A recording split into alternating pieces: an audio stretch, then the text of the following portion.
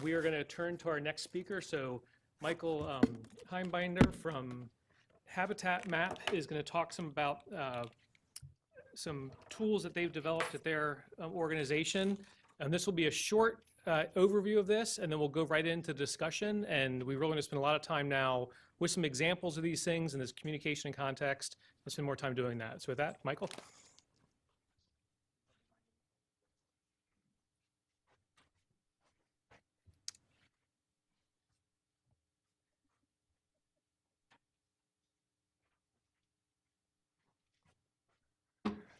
Hello, my name is Michael Heimbinder, and I'm the founder and executive director of a Brooklyn-based environmental health justice nonprofit called Habitat Map.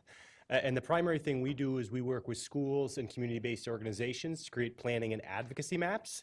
And we do that using our two community mapping platforms, the first of which is habitatmap.org, which is focused on qualitative information. So it's text, photos, and videos put inside map markers, and then map markers aggregated into thematic maps focused on health and quality of life. This is a little poster we put together to show the range of different projects that groups have mapped on Habitat Map, everything from renewable energy to combined sewer overflows, a whole range of different kinds of maps. I wanted to highlight one specific map that was put together in partnership with a group called the Newtown Creek Alliance. Newtown Creek is a body of water separating North Brooklyn from Western Queens. The area around Newtown Creek is the largest industrially zoned area in New York City. And when New York City was the manufacturing capital of the world, Newtown Creek was the center of all of that activity, meaning there's lots and lots of legacy historic contamination, including a 30 million gallon underground oil spill and dozens of chlorinated solvent plumes. This was a project called Creek Speak, Voices from Newtown Creek. And what we did is we had an oral historian train people from the community to go out and collect interviews from people talking about their history growing up in the neighborhood and their perception of environmental exposures and how those might have led to disease in their families. And so I think this is a good example. I mean, a year ago, I think the New York State Department of Health came out with a health study because Newtown Creek is now a federal Superfund site. And predictably, they didn't find that there was any relationship between all of the contamination in the environment and health in the people that surround Newtown Creek, that live in the neighborhoods around. And so oftentimes, if you don't have complete omic profiles dating back to 1950, which would be impossible, knowing everybody who lived in the neighborhood, who moved out, everybody who's moved in, well, what you're left with when you don't have a lot of data is voices and stories. And so this was a way for people in the community to basically tell their story, connecting the dots between the environment they live in and what they believe to be their health problems. 5 years ago, we launched another community mapping platform. This is called AirCasting, and it's focused on quantitative data. So it's data collected by health and environmental sensors that's communicated over Bluetooth to a smartphone app called AirCasting. This was showed earlier, and this is how it works. So at the top is your air quality sensor. This is the AirBeam. This is an instrument we created. It communicates those measurements to AirCasting, which is a free app available through the Google Play Store, where it's mapped and graphed in real time. And then that data is sent to the cloud at aircasting.org, where you can share that information and you can crowdsource it. So your measurements get combined with everybody else's who's contributed data, and we'll see a visualization of that later. We've got LED wearables. It's fun, and it also communicates those measurements in real time to the people in the immediate vicinity, and the platform's focused on individual, community, and government change. These are screenshots from the app. On the far left is a sensor's dashboard. In this instance, we're looking at carbon monoxide, particulate matter, heart rate, breathing rate, humidity, and activity level. The second screenshot from the phone is your heart rate over time, so it's a graph. And the third one is showing you your route map. So every second a measurement's taken, and then a dot is laid down on that map, and the color of that dot corresponds to the intensity of the measurement. This is actually sound levels. Every phone has a microphone. In New York City, 311 hotline, the complaint hotline, sound is the #1 complaint. So that's when we first started developing the platform. That's what we did first, was measure your sound levels. And then the last shot is the crowd map shot. So you can kind of see, let's see if I can use a laser. This is the actual route that I was taking, and then these are all the averages. So you can kind of see your individual exposures, in reference to the averages for the area. This is the online. And so this is me cycling from Brooklyn near Prospect Park into Manhattan. and I'm carrying the AirBeam, or it might have even been a precursor to the AirBeam device. Oops. And what you can see is I get this big spike right here, which corresponds to this spot on the graph right here. And this is the confluence of traffic backing up on the Manhattan Bridge, the FDR Drive, and the subways going across the train. Every time they come in and out, they eject particles. They eject particles from the subway underground. And so that's what you see there. This is me behind kind of a dirty diesel vehicle that's also driving through some street construction. You know, if you were to compare to what was happening at the local monitors that DEC runs, the New York State Department of Environment and Conservation, you probably see something like this, but obviously my personal exposures varied from that. This is the crowd map. This is showing sound levels. And I picked this example just because it's very clean. In the park, you have more green because it's quieter. In the neighborhood just outside Park Slope, you get some yellow. And moving down to the Gowanus, which is primarily industrial but transitioning towards more residential use, you get some of these orange spots because it's louder. This is the AirCasting family. So these are a few of the instruments that connect into the AirCasting platform. But there are literally dozens of instruments. And so I wanted to highlight a couple of them. This is a DIY device, do-it-yourself device, as somebody created. It's built on top of the Gadgeteer, which is Microsoft's open source microcontroller circuit board. And then this guy put a MQ3 alcohol sensor on it. And then he made, which is, you know, he wanted to see what his buddies were like, whether they were safe to drive home or not from the bar.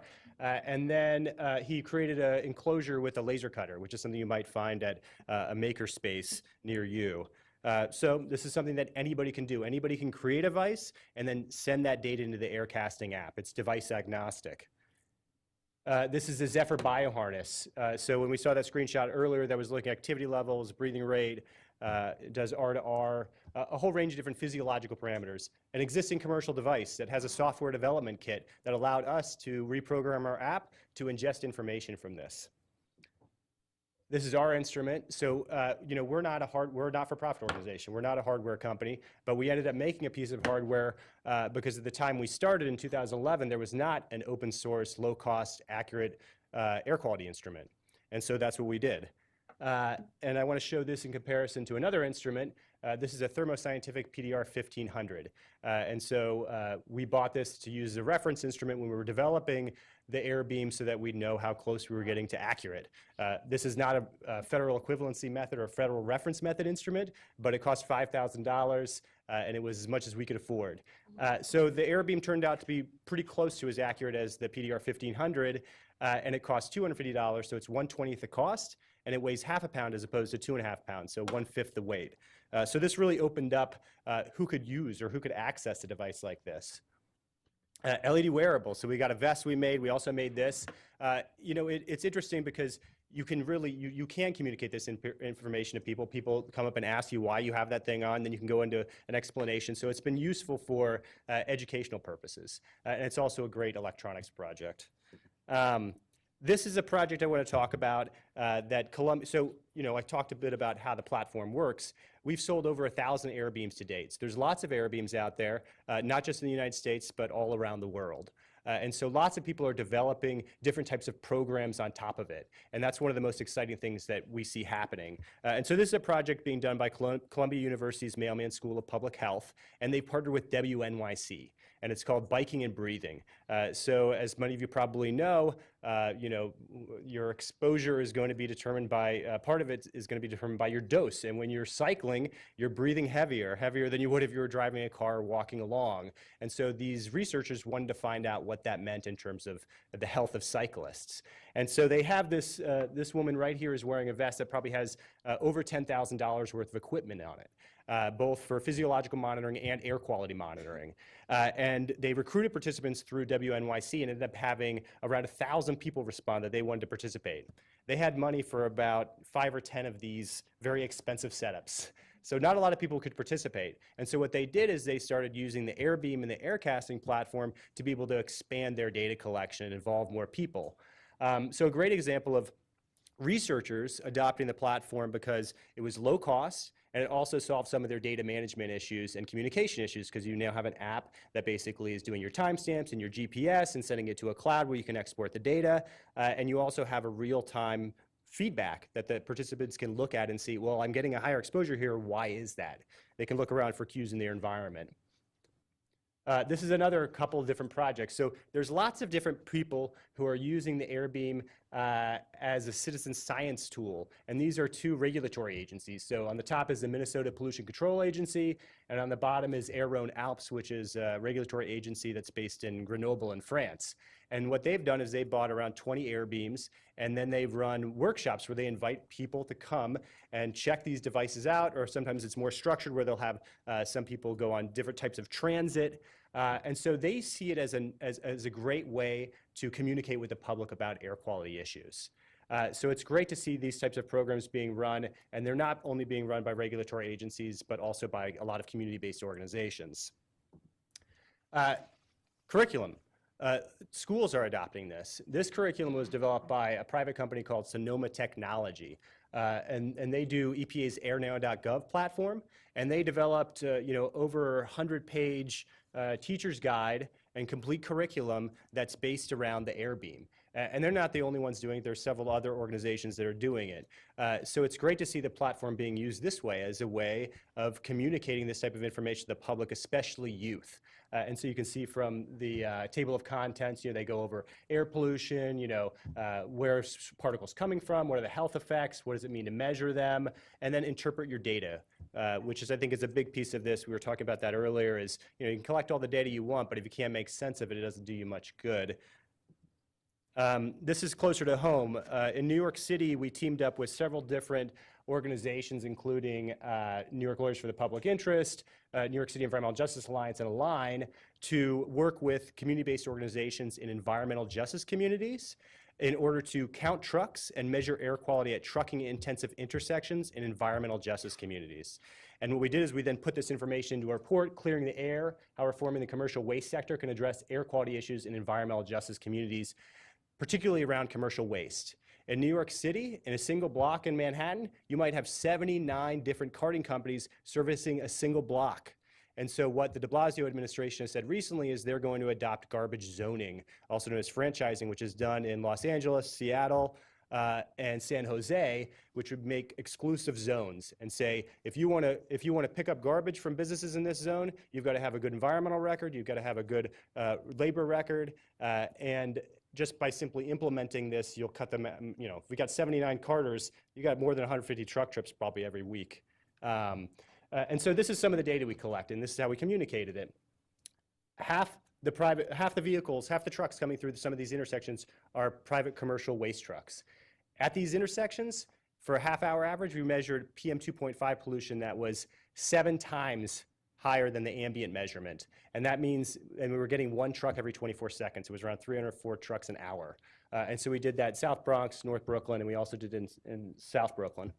We also did with workers. We put inside the AirBeams inside their truck cabs, and we saw there was a difference in people who were driving trucks that were post-2007 when the EPA put new regulations in place, and the ones that were pre-2007, and their exposures were much higher. This is a slide from the report. So this is the truck. This is put together on Habitat Map. So it's an interesting example of how we're kind of mashing up data after we collect it all and then we mash it up and we try to make sense of it. So the truck routes are in brown, the waste transfer stations are in maroon, and then the intersections we surveyed are these colored dots. And so the South Bronx had the worst air pollution in reference to ambient air. And notice how we didn't say micrograms per cubic meter. We said times ambient. And one of the reasons we decided to do that here was because though the AirBeam has been evaluated by the EPA's Office of Research and Development, South Coast Air Quality Management District, NYU School of Medicine, among others, we never would have sold the product if we hadn't had a characterization done prior to that. It's still not exactly as accurate as a FEM or FRM, which is no surprise to anybody here. And so instead of saying micrograms per cubic meter, we said times ambient. And so what we did is we looked at the DEC station that was closest to us, and then looked at the measurement we're getting, and then we compared those so that people would have a metric for that. I'll leave off there. If you want to email me, info@habitatmap.org. These are our 2 community mapping platforms, habitatmap.org and aircasting.org. Our blog is Taking Space, and we're on Twitter. Thanks a lot.